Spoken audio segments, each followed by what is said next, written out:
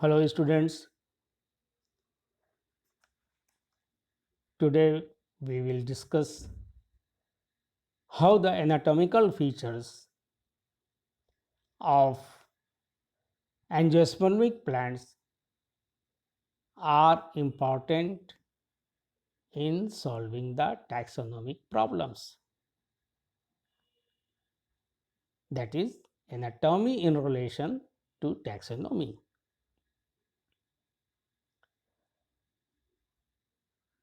बहुत जगह ये देखा गया है कि फ्रैगमेंट्री मटेरियल्स पाया गया है, हर्बेरियम स्पेसिमेंस जो कि फ्लावर एंड फ्रूट्स के साथ नहीं मिला है, उसमें एनाटॉमिकल कैरेक्टर्स के आधार पर आइडेंटिफिकेशन किया गया है। बहुत सारे टैक्सोनॉमिस्ट मानते हैं कि एनाटॉमिकल फीचर्स चूँकि बहुत जगह पर स्टेबिलिटी शो करता है, इसलिए इस फीचर को एनाटॉमिकल फीचर को यूटिलाइज किया जा सकता है टैक्सोनॉमी में, सिस्टमेटिक्स में। कार्ल क्विस की एक बहुत पॉपुलर बुक है comparative plant anatomy which was published in 1961, and this book is an important source of taxonomic and evolutionary application of anatomical data in angiosperms, और इसको बहुत जगह आधार बनाकर बहुत सारे टैक्सोनॉमिक प्रॉब्लम को सॉल्व किया गया है। आज हम लोग कुछ इंपॉर्टेंट फीचर्स को यहाँ डिस्कस करेंगे, क्योंकि एक बड़ा टॉपिक है, इसे हमने दो पार्ट में डिवाइड कर दिया है। आज कुछ फीचर्स हम लोग डिस्कस करेंगे, फिर नेक्स्ट क्लासेस में इसको कंटिन्यू करेंगे। आज हम लोग डिस्कस करेंगे ट्राइकोम्स के कैरेक्टर्स को, स्टोमेटल एपिडर्मल फीचर्स को डिस्कस करेंगे, लीफ एनाटॉमी को भी डिस्कस करेंगे, नोडल एनाटॉमी को डिस्कस करेंगे, स्टेम एनाटॉमी, स्क्लेरोसिस को डिस्कस करेंगे। Would anatomy and floral anatomy को हम लोग नेक्स्ट क्लास में डिस्कस करेंगे। नाउ ट्राइकोम्स जैसा कि आप जानते हैं कि यूनिवर्सली डिस्ट्रीब्यूटेड होता है एंजियोस्पर्मिक प्लांट्स में, and the characters of trichomes have been frequently used to compare closely related taxa because of several features, जैसे ग्लैंडुलर होता है, नॉन ग्लैंडुलर होगा, यूनिसेलुलर, मल्टीसेलुलर, शेप, साइज, ये सारा फीचर्स यूटिलाइज होता है ट्राइकोम्स का for the comparison as well as identification of different taxonomic group. कुछ एग्जाम्पल्स यहाँ से दिए हुए हैं, देखिए यहाँ पर दो फैमिली है, एस्पराजिनेसी एंड टाइफेसी।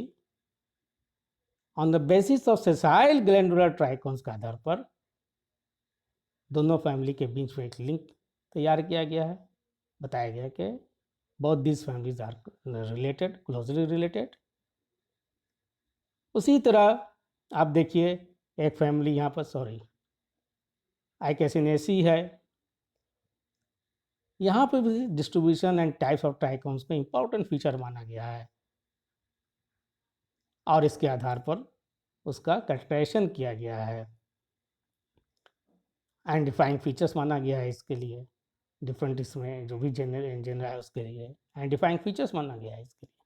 इसको एक बहुत बड़ा जीनस है एस्ट्रेगेलस, इसमें लगभग 2000 से ज़्यादा ही स्पेसीज है, और ट्राइकोम कैरेक्टर्स को इसमें इंपॉर्टेंट फीचर्स माना गया है for the identification of several species within this genus Astragalus. उसी तरह एक जीनस है वेरनोनिया, इसमें भी इंपॉर्टेंट ट्राइकोम्स फीचर्स के डिफरेंट कैरेक्टर्स को यूटिलाइज किया गया है for the identification of species. उसी तरह एस्ट्रेसी फैमिली में देखिए आप, इसका भी यहाँ पे एग्जांपल दिया हुआ है, एंड प्रिमिटिव ट्राइब्स बताया गया है विद इन द फैमिली। उसी तरह निक्टैंथस जो कि इसकी पोजीशन को ओलियसी फैमिली में कंफर्म किया गया है on the basis of structure and ontogeny of trichomes. So आपने देखा कि ट्राइकोम्स एक इम्पॉर्टेंट रोल प्ले करता है so far as the systematics या taxonomic aspects of the taxonomic aspects are concerned। हम लोग one by one different features को बढ़ते चलें क्योंकि एक लंबा टॉपिक है, और जो इम्पोर्टेंट एग्जाम्पल्स है उसको पुटअप किया गया है ताकि आप चीज़ों को समझ सकें, अच्छी तरह से जान सकें कि कैसे different features anatomical features are utilized in solving the taxonomic problems. Now the second is stomatal and epidermal features। Stomatal types यहाँ पर लिखा हुआ है, बहुत सारे स्टोमेटल टाइप देखिए आप दिया हुआ डिफरेंट, और किस फैमिली में पाया जाता है वो भी यहाँ पर सामने लिख दिया गया है। तो सर्टेन फैमिलीज का ये बहुत इंपॉर्टेंट फीचर होता है एंड वाइडली यूज किया जाता है for the as diagnostic feature of certain families. इसका यहाँ पर आपके पिक्चर ही बना दिखाया गया है फॉर योर रेडी रेफरेंस, ताकि आप समझ सकें कि डिफरेंट टाइप का स्टोमेटा किस तरह का स्टोमेटा पाया जाता है होता है। टाइप्स ऑफ स्टोमेटा के आपके लिए रेडी रेफरेंस के लिए केवल यहाँ पर दिया गया है। देखिए दो इंपॉर्टेंट फैमिलीज है, दैट इज एकांथेसी एंड स्क्रोफिलेरेसी।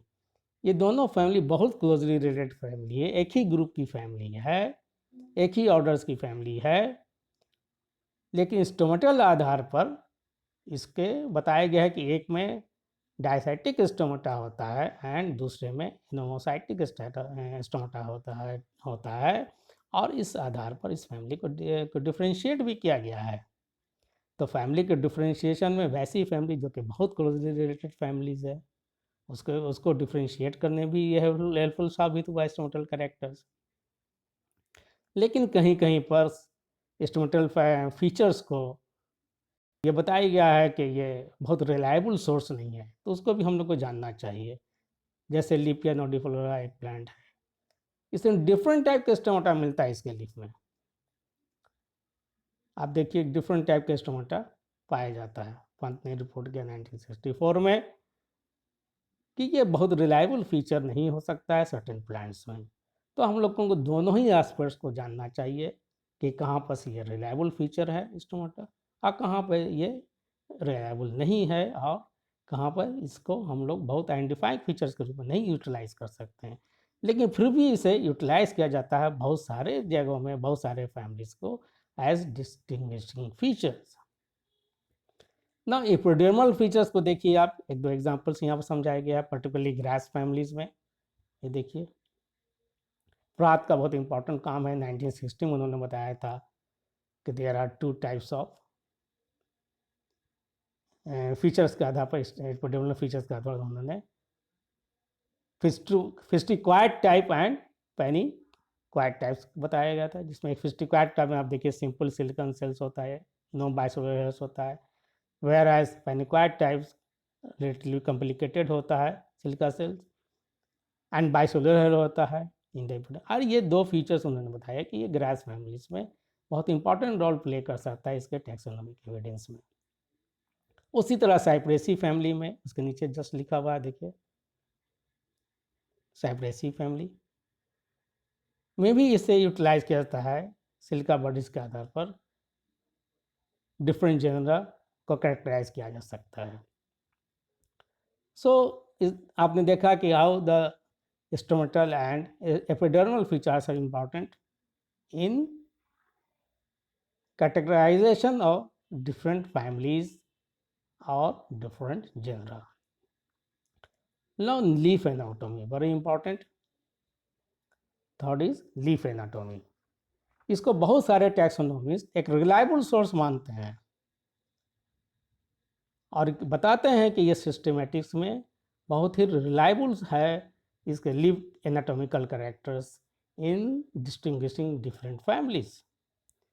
जैसे पर्टिकुलरली पोएसी फैमिली जिसे हम लोग ग्रास फैमिली जानते हैं, क्रैंस एनाटॉमी जैसा कि आप जानते हैं क्रायन्स एनाटॉमी की जो क्रायन्स एनाटॉमी में C4 पाथवे ऑफ फोटोसिंथेसिस या कार्बन फिक्सेशन होता है, तो इस क्रायन्स एनाटॉमी के आधार पर एक रिवाइज क्लासिफिकेशन ऑफ ग्रासेस का किया गया है।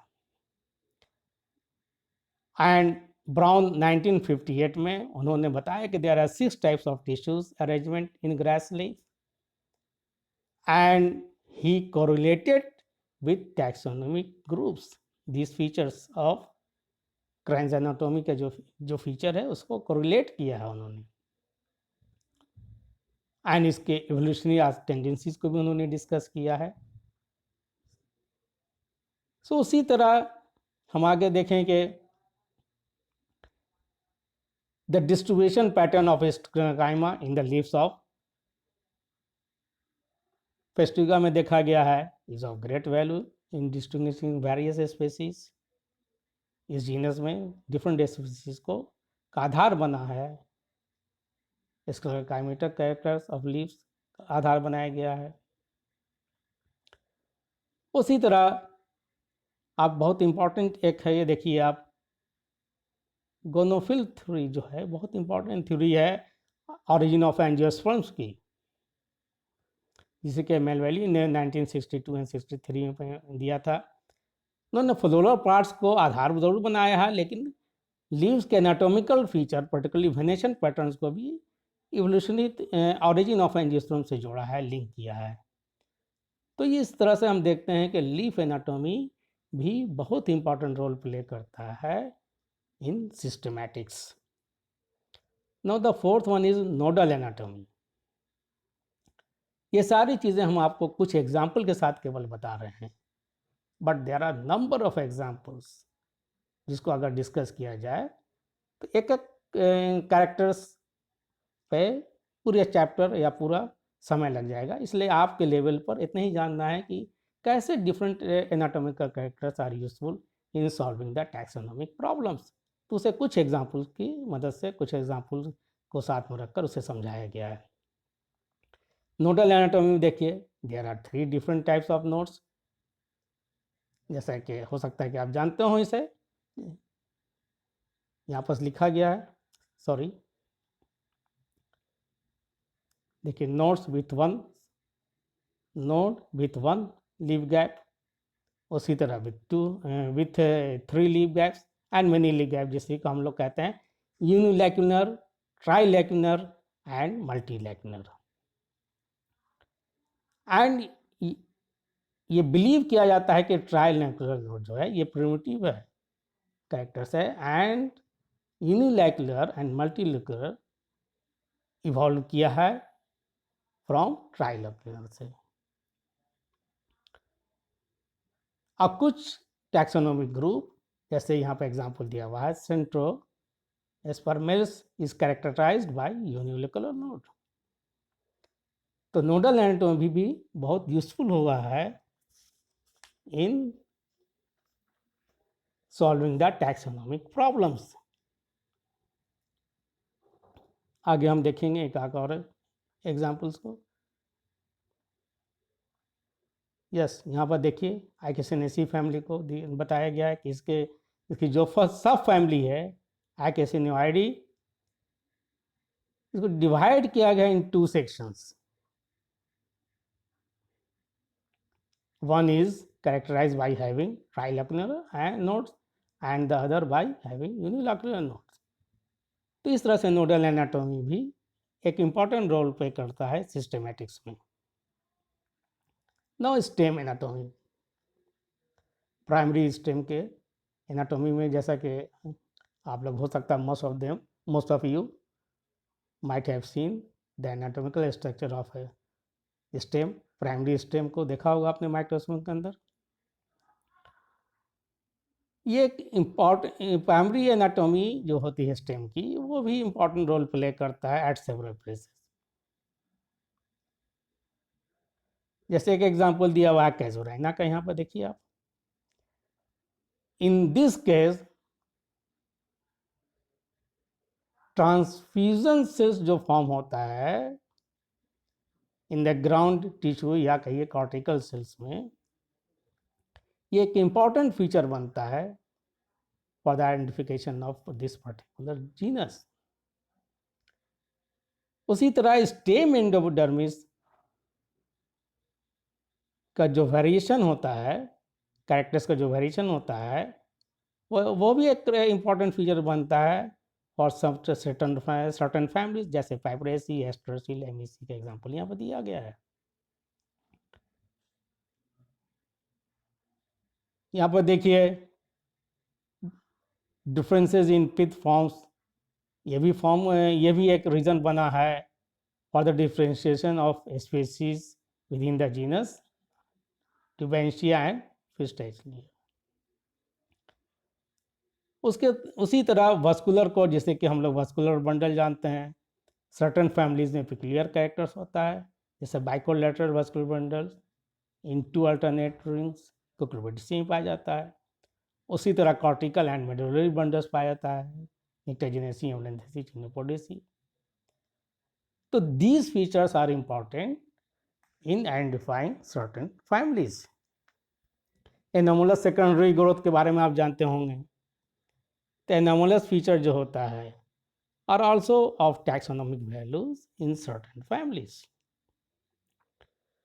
नाउ द स्क्लेरिड्स के बारे में हम लोग समझें थोड़ा। Sclerids are actually the cells with very thick lignified walls and are widely distributed in plant body. क्योंकि इसका वाइड डिस्ट्रीब्यूशन होता है, इसलिए एक डायग्नोस्टिक टूल बना है सेवरल फैमिलीज में। बहुत सारी फैमिलीज का यहाँ पर एग्जाम्पल भी दिया हुआ है आपको। उसी तरह आप देखिए the presence of elongated sclerids in the epidermis of ovules of Cyneri has been helpful in distinguishing or defining this tribe. तो बहुत सारे ट्राइब्स यहाँ बताया गया कि ये साइनरी एक ट्राइब है जो कि इलोंगेटेड स्क्लेरिड्स के आधार पर इसे पहचाना गया है। उसी तरह एक फैमिली देखिए यहाँ पर भी दिया गया है, सॉरी जस्ट अ मिनट।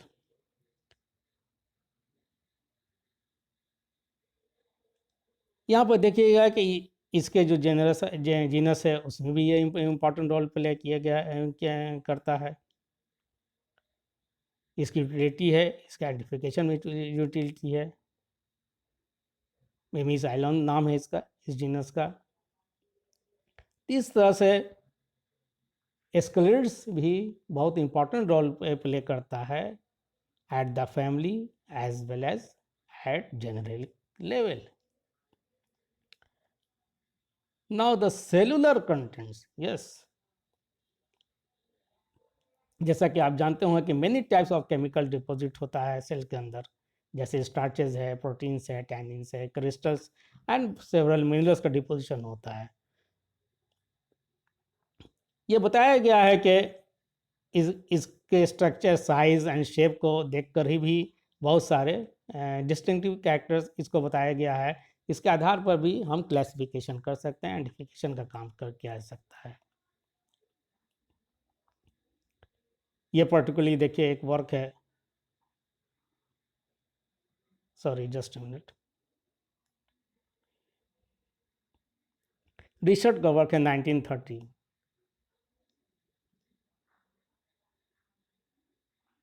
इन्होंने क्लियरली बताया कि केयरफुल स्टडी में further reveal generic, specific and even vital criteria with in a particular group. बहुत पहले का काम है लगभग। इन्होंने बताया है कि जो डिपोजिशन होता है वो कितना इंपॉर्टेंट हो सकता है, इसकी स्टडी करने की ज़रूरत है। प्रोटीन का डिपोजिशन कैक्टेसी में बहुत इंपॉर्टेंट माना गया है। उसी तरह आपको ग्रास फैमिली में, ग्रासेस में या सेजेस में देखा गया सिल्का बॉडीज का फॉर्मेशन या सिल्का सेल का जो फॉर्मेशन था उसको इंपॉर्टेंट माना गया फॉर सिस्टमेटिक वैल्यू। उसी तरह बहुत सारी फैमिली में देखिए जिंजिब्रेसी, म्यूसेसी, एरिकेसी, सॉरी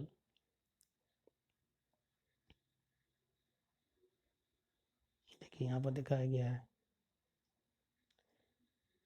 ये important silica bodies in epidermal cell में जो पाया जाता है, जिस सेल को हम लोग कहते हैं स्टिग्मेटा कहते हैं, ये बहुत इंपॉर्टेंट फीचर्स बनता है इस फैमिलीज में for both at generic and species level के प्लांट्स को आइडेंटिफाई करने में।